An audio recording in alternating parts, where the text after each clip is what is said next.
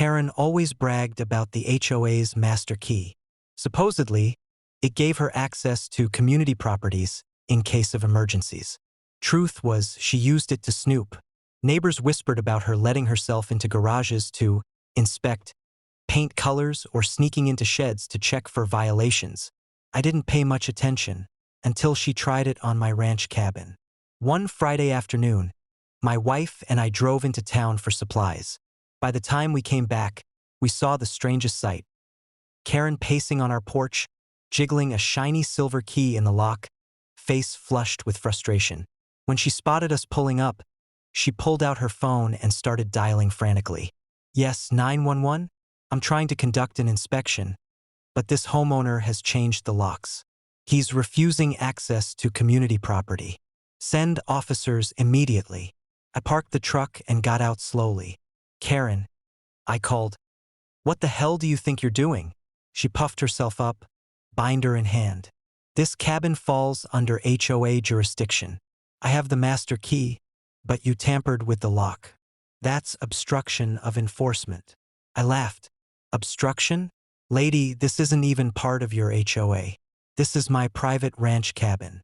Always has been. Karen jabbed her finger at me. Don't lie. All properties within a 3-mile radius are subject to review. That's in the bylaws. My wife, who'd had just about enough, stepped up onto the porch.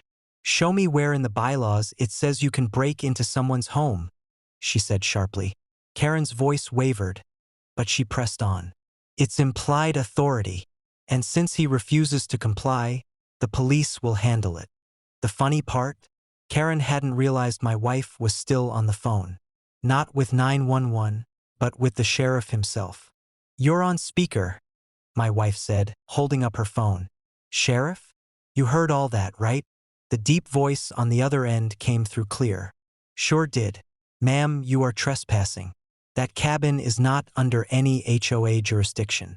If you don't leave immediately, deputies will come escort you off, and you'll be cited for attempted unlawful entry. Karen's face drained of color. That's not possible. I'm the HOA president. I have authority. Not out there, you don't, the sheriff replied. You're about 1 second away from being arrested for filing a false report. Hang up the phone, leave the property, and don't touch that cabin again. Neighbors had started to gather at the edge of the driveway, whispering. My wife gave Karen a thin smile. You heard him. Better leave before the deputies arrive.